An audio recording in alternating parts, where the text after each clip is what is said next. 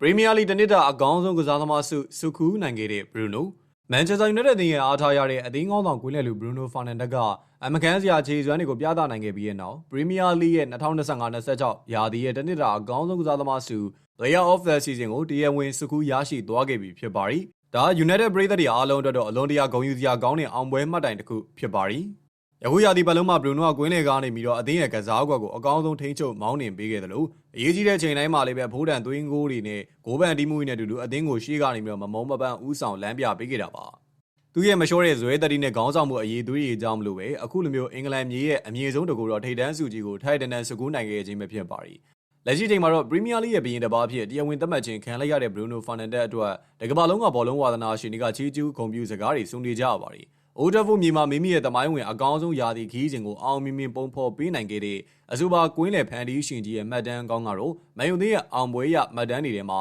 ထာဝရမော်ဂုံးတင်ကျင်းနေတော့မှအသေးကြပါပဲ။